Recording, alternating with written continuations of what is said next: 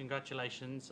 You sounded a little bit under the weather earlier in the week. I don't know if you're still feeling the effects. Did that have any impact on your physical condition? And when you say you're still physically searching for yourself, I think you said on court. Yeah, I mean that's what I was referring to. Maybe I didn't express myself, but yeah, I did. And I am a bit under the weather last 4 or 5 days. You can probably judge by my voice, but look, it is what it is. You know, you just have to try to deal with it and get over it and accept the circumstances and try to make the most of it. I mean, I had an amazing opponent tonight. For an 18-year-old, he played so maturely and so confidently on the court, fighting through, not giving up, even when he was 4 down in the fourth set. Just very impressed with his mentality, with his approach, with his game. I hear a lot of positive stories about his discipline, his dedication to everyday routines that are making him so physically strong already at 18 and successful. So if he continues this way, he's going to have a very bright career ahead of him, no doubt. When you're in a match like that gets complicated, how much confidence do you draw from your record at this event? Just knowing how many times you've won on that court, how many times you found a way on that court. I mean, I think it's probably more helpful at the beginning, as it was the case today. He made some double faults in the first game. I broke his serve, and you could see he was nervous. And I think it helps at the beginning, really, to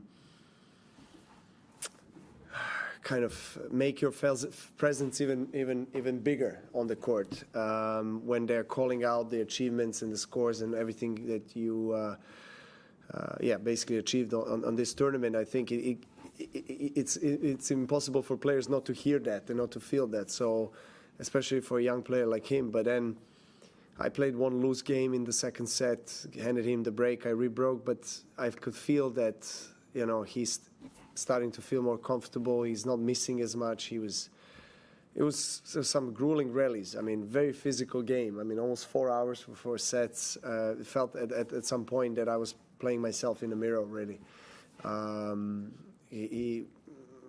I hear that he liked me. He liked to watch me when he was growing up, and I mean, you know, he's got an incredible defense, especially from the backhand side, and very all-round game. Of course, he's got, you know, every shot in the game to improve, but for an 18-year-old, I think I'm most impressed with his physical state.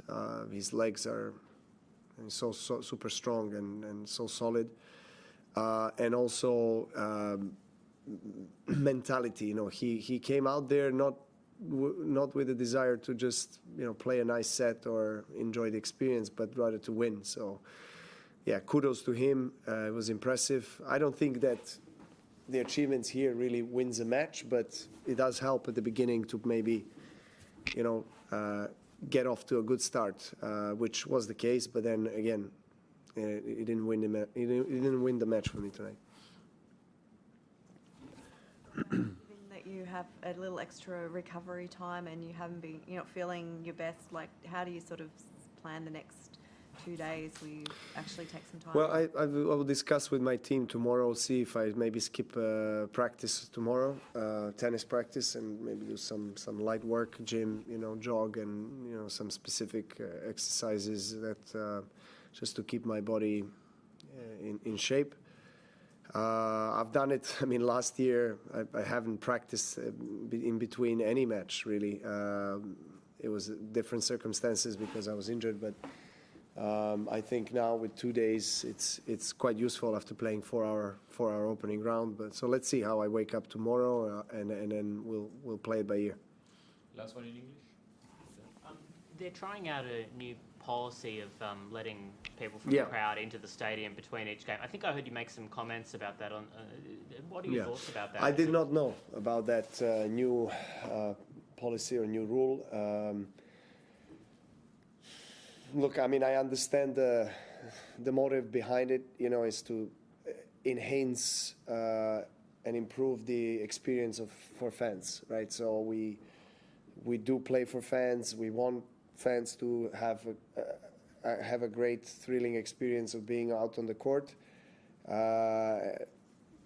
And like Tiafoe, for example, was one of the players that was saying that we should let people, like in the other sports, freely walk and talk during matches. And it's hard, I must say, that I understand that and I support it to some extent, but at the same time, you know, all my career, all my life, I've been used to some kind of atmosphere, and then when that changes, you know, it kind of messes up, you know, it distracts you a bit. So today we lost quite a bit of time when they were letting people in to come to their seats.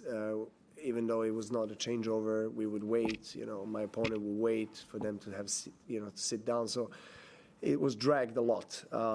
So I don't know if it's really the best rule, but I do understand that from a tournaments and fans perspective, it's probably better because they don't want to wait. They want to come out. They want to enjoy every single point. So I'm kind of divided between the two in a way.